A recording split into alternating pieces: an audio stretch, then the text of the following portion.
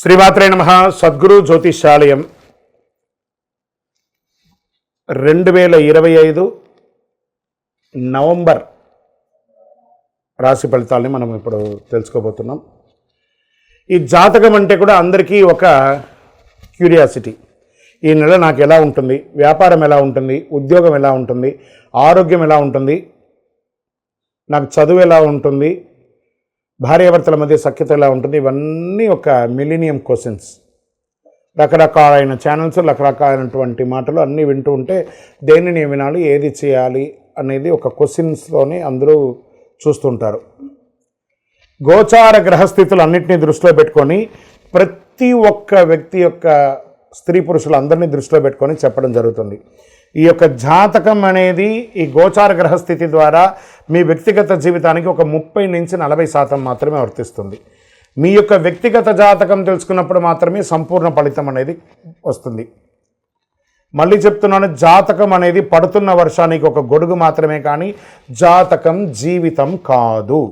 నేను ప్రతిసారి చెప్తూ ఉంటాను, మీరు మిమ్మల్ని నమ్మండి, మీ ఇష్టదైవాన్ని ప్రార్థన చేయండి, జాతకాన్ని ఒక అడిషనల్గా నిత్య జీవితంలో ఒక పార్ట్గా పెట్టుకోండి, కానీ జాతకమే జీవితం కాదు.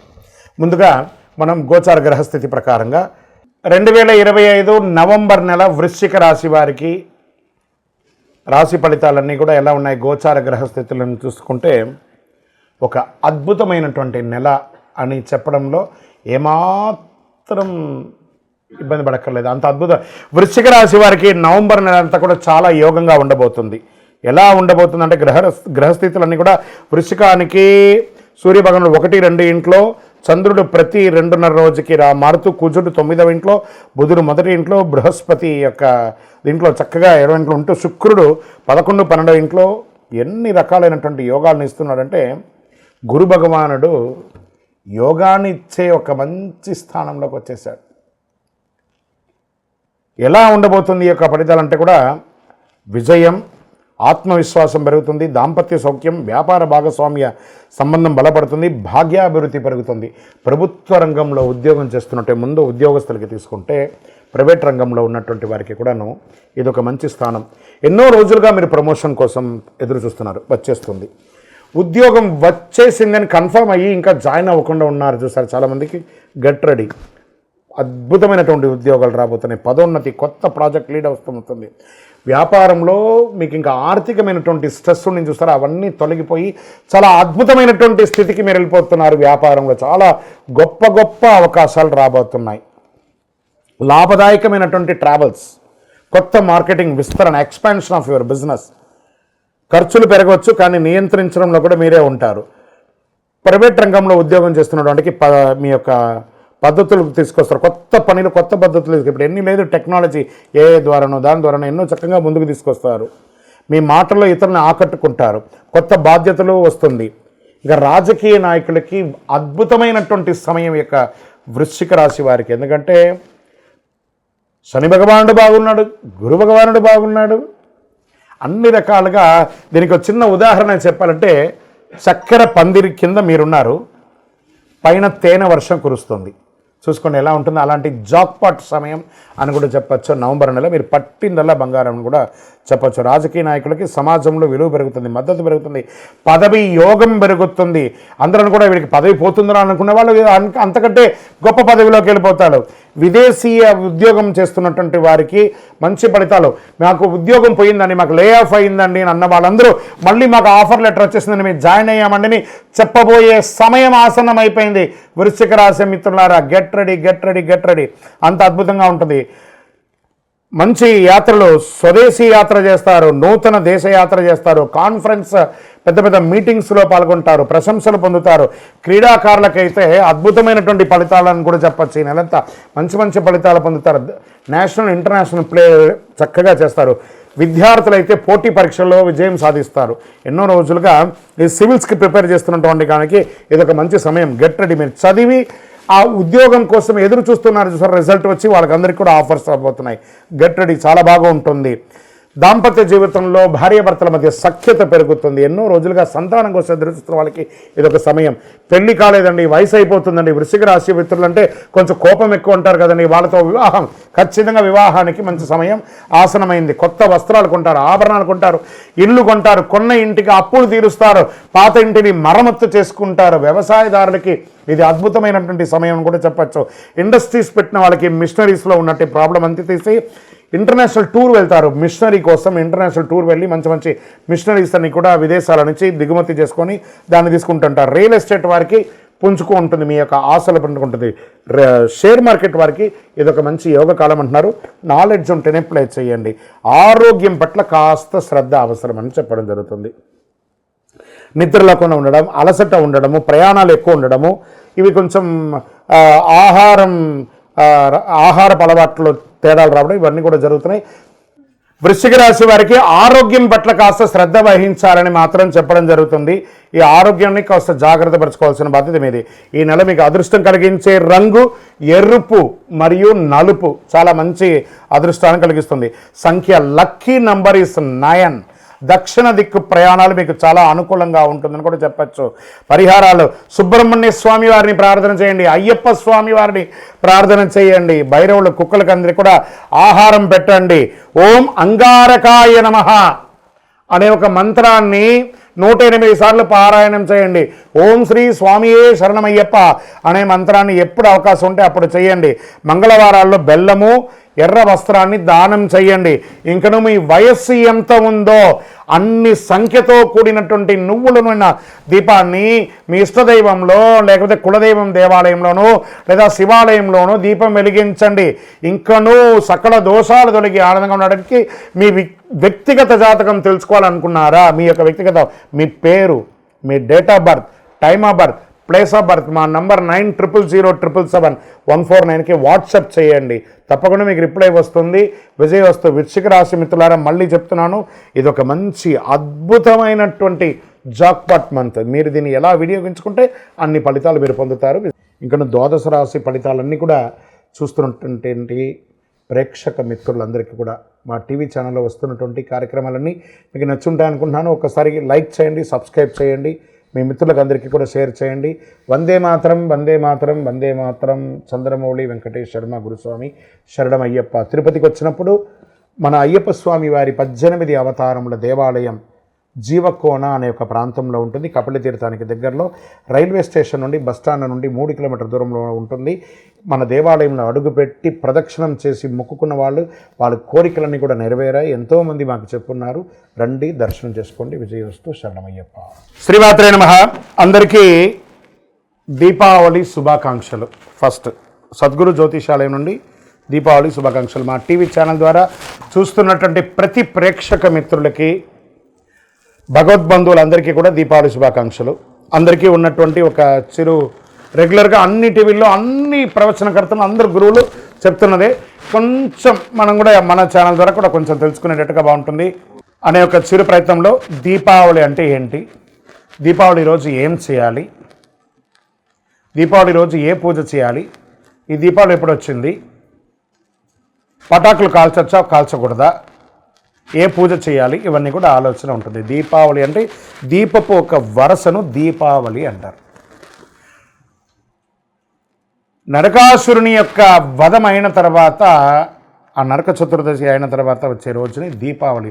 ఆ నరకాసురుని సంహరించిన తర్వాత అమ్మవారు ఈ ప్రపంచం అంతా కూడా ఆనందపడింది. దాంతో దీపాలు వెలిగించి అందరూ కూడాను ఆనందాన్ని పొందినటువంటి దాన్ని దీపావళి అంటారు. ఆ రోజు నుంచి మొదలు పెడితే కార్తీక మాసం మొదలయ్యి చక్కగా కార్తీక మాసం, ధనుర్మాసం అంతా కూడాను ప్రతి ఇంటిలోనూ గడప దగ్గర, తులసి కోట దగ్గర, అన్ని చోట ఉసిరి చెట్టు దగ్గర, రాగి చెట్టు దగ్గర అందరూ కూడా దీపాలు పెడుతూ ఉంటారు కదా.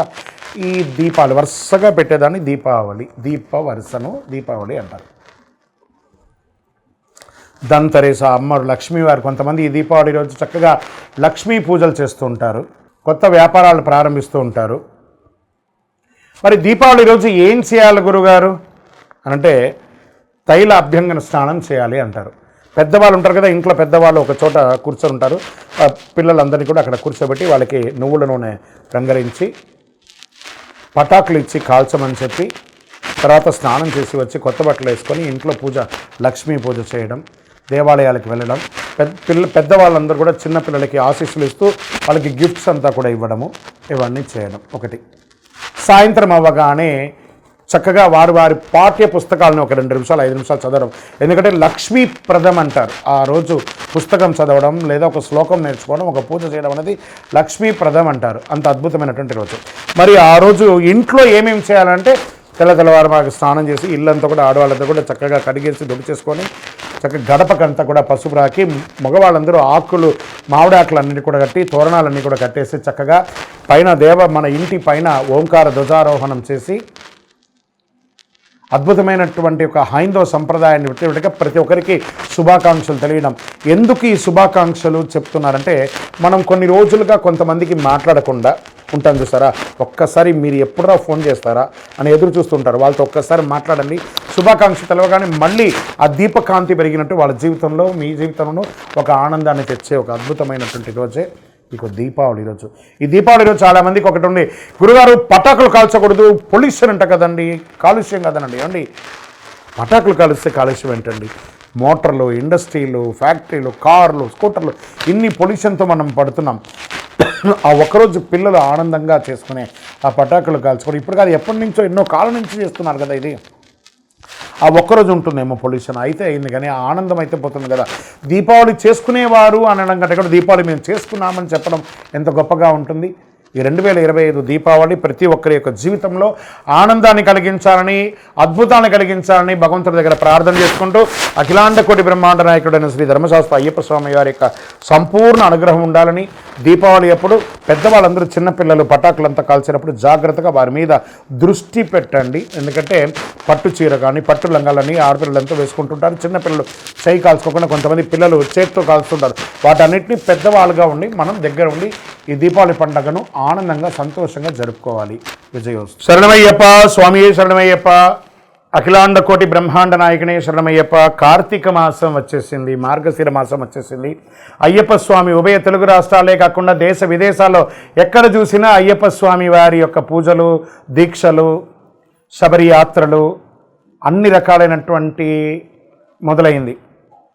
మన యొక్క ఛానల్ ద్వారా ఇంక కొంచెం రీచ్ అవ్వాలని చాలామంది మాల వేసుకున్న వాళ్ళకి ఎన్నో ధర్మ సందేహాలు ఉన్నాయి. వాళ్ళ యొక్క దీక్ష ఎలా చేయాలి, అయ్యప్ప స్వామి అంటే ఏంటి, ఈ దీక్షలో ఏమేమి చేయాలి, పూజ అంటే ఏంటి, యాత్ర అంటే ఏంటి, మంత్రాలు అంటే ఏంటి, యొక్క గురుస్వామి అంటే ఎవరు, అయ్యప్ప స్వామి అంటే ఎవరు, ఈ దీక్ష అంతా ఏంటి, ఎలా చేయాలి, ఎప్పుడు చేయాలి, ఎందుకు చేయాలి, ఈ యొక్క దీక్షలో వచ్చినటువంటి మార్పు నిత్య జీవితంలో ఏమైనా ఉందా, లేదా దీక్షలో స్త్రీల యొక్క ప్రాముఖ్యత ఏమైనా ఉన్నాయని వీటన్నిటిని చాలా ప్రశ్నలతో ఉన్నటువంటి వారికి అందరికీ కూడా ఇది ఒక మంచి ప్లాట్ఫామ్. ప్రతి ఒక్కళ్ళు దీన్ని చూడండి. చూసిన వాళ్ళు మీకు నచ్చిందంటే మీ మిత్రులకి, మీ స్నేహితులకి షేర్ చేయండి. ఇది ఆధ్యాత్మికమైనటువంటిది కదా. మన ఛానల్ పక్కనే గంట గుర్తుంది కదా, దానిలో ఒక గంట కొట్టేసాను గట్టిగా, అన్నీ కూడా మీకు వచ్చేస్తుంది. మన ఛానల్ని సబ్స్క్రైబ్ చేసుకోండి. శరణమయ్యప్ప. అయ్యప్ప దీక్షలో ఉన్న వాళ్ళు రోజుకి ఎన్నిసారి భోజనం చేయాలి? ఏకభుక్తం, ఒకటేసారి భోజనం చేయాలని చెప్పారు. దొరికింది కదా అని చెప్పి ప్లాట్ఫామ్ వెంబడి రోడ్ల మీద నిలబడుకొని తినడాలు, ఎక్కడ పడితే అక్కడ తినడాలు, ఉదయం ఒక టిఫను, మధ్యాహ్నం భోజనం, రాత్రి భోజనము, మళ్ళీ దీక్షలో ఆయిల్ ఫుడ్స్ అన్నీ తిని ఉపయోగం లేదు. మరి దీక్ష తీసుకుని లాభమైంది. ఏకభుక్తం చేయాలి, అది కూడాను స్పైసీ లేకుండా, గార్లిక్ ఆనియన్ లేకుండా, ఏ విధమైనటువంటి రజోగుణ పూరితమైనటువంటి లేకుండా మంచి సాత్వికమైనటువంటి ఆహారాలు తినాలి. వీలుంటే సాయంత్రం పూట పండ్లు, పలహారాలు మాత్రమే తీసుకోవాలి. విజయోస్తు. అయ్యప్ప స్వామి వారి చిన్ముద్రాం, మన మాలలోనే ఏం చెప్తున్నాం? జ్ఞానముద్రాం, శాస్త్రముద్రాం, గురుముద్రాం నమామ్యహం, వనముద్రాం, శుద్ధముద్రాం, చిన్ముద్రాం నమామ్యహం. చిన్ముద్ర అంటే ఇది బొటన వేలుని, ఈ వేలుని తీసుకొని ఇలా పెట్టడం వల్ల ఏమవుతుందంటే ఆరోగ్యపరమైనటువంటి ఫలితాలన్నీ కూడా ఇందులో ఉంటాయి. మనం కూడా నిత్య జీవితంలో రోజు ఇలా పెట్టి చూడండి, నఖశిఖ పర్యంతం మన యొక్క నరాలన్నీ కదులుతున్నటువంటి ఒక ఫీలింగ్ ఉంటుంది. స్వామివారి దాంట్లో చిన్ముద్ర అంటే ఇదే అనమాట. దీన్నే చిన్ముద్ర అంటారు. ఈ చిన్ముద్ర అందమైనటువంటి ముద్ర, చిన్న అంటే చిన్నది, అందమైనటువంటి ముద్ర, ఆరోగ్యాన్ని ఇచ్చే ముద్ర కాబట్టి ఇది స్వామివారు ఎంచుకున్నారు ఆ చిన్ముద్రను. శరణమయ్యప్ప. ఇది మీకు విదేశాల్లో ఆలయాలు ఉండదని చెప్పడం తప్పండి. వర్జీనియా, లేకపోతే వాషింగ్టన్ డీసీ, లేకపోతే న్యూజెర్సీ, న్యూయార్క్, మన దీంట్లో అమెరికాలోను మంచి అతి విపరీతమైనటువంటి చలి ఉన్నటువంటి స్విట్జర్లాండ్లోనూ, ఆస్ట్రేలియాలోనూ, దేశ విదేశాల్లోనూ, కెనడాలోనూ, అన్ని దేశాల్లోనూ అయ్యప్ప స్వామి దేవాలయాలు ఉన్నాయి. ఇంకా 18వ బడితో సహా ఉన్నాయండి. వనయాత్ర చేసే రకంగా కూడా ఒక 5 కిలోమీటర్ల ప్రయాణంతో పాటు ఏర్పాటు చేసినటువంటి దేవాలయాలు కూడా ఉన్నాయి. అక్కడ కూడా చాలా అద్భుతంగా మంచి చలిలో కూడా చన్నీటి స్నానం చేసి దీక్ష తీసుకొని శబరిమలకి వెళ్ళే వాళ్ళు ఉన్నారు.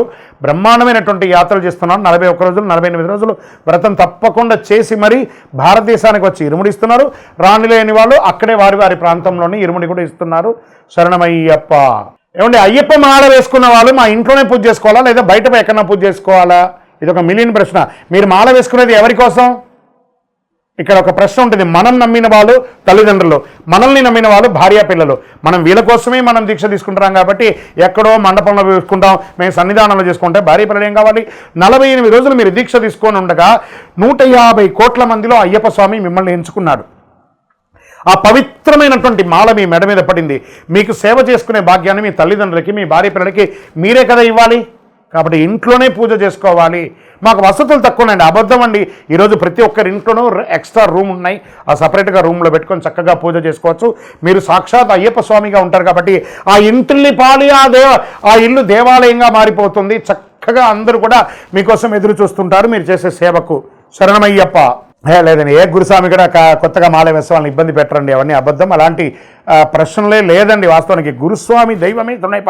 ఆ గురుస్వామి దయ ఉంటేనే ఆ భక్తులందరూ కూడా శబరిమలకి వెళ్తారండి. ఏ గురుస్వామి కూడా ఇబ్బంది పెట్టరు. అలాంటి ఇబ్బంది ఆలోచన కూడా పెట్టకండి.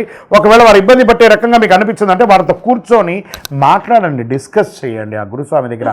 ఎందుకంటే గురుస్వామి లేనిదే ఈ యొక్క శబరిమల యాత్ర లేదు. కాబట్టి గురు నింద చాలా మహాపాపం. గురు నింద చెయ్యకండి. శరణమయ్యప్ప. అయ్యప్ప మాల వేసుకున్న వాళ్ళు ఎన్నింటికి లేవాలి, ఎన్నిసారి స్నానం చేయాలి, ఎన్నిసారి పూజ చేసుకోవాలంటే కార్తీక మాసంలో మనం మాల వేసుకున్న ప్రతి ఒక్కరు కూడా సూర్యోదయాత్పూర్వం లేవాలి. బ్రాహ్మ్య ముహూర్తంలో లేవాలి. ఈ బ్రాహ్మ్య ముహూర్తం అయిన తర్వాత తెల్లవారుజామున 4ంటికి నిద్ర లేవడం, తర్వాత చన్నీటి స్నానం చేయడం, ఒక్కసారి ఉదయం ఒక్కసారి సాయంత్రం. ఆహార నియమాలు అదుపులో ఉంటే ఈ 2 సార్లు స్నానాలు చేయాలి. అతిగా ఈ ఆయిల్ ఫుడ్కి సంబంధించిన ఆహారాలన్నీ తీసుకున్నారంటే ఎన్నిసార్లు అవుతుందో అది మీ ఇష్టం. కానీ ఎన్నిసారి పూజ చేయాలని కాదు. కలవు నామస్మరణాత్. మన యొక్క DNA శరీరంలో మొత్తం ఆ అయ్యప్ప స్వామి వారి యొక్క నామస్మరణ అణువు ఉండాలి. కాబట్టి నామస్మరణకు ఒక లిమిట్ అంటూ లేదు. శరణమయ్యప్ప, శరణమయ్యప్ప, శరణమయ్యప్ప.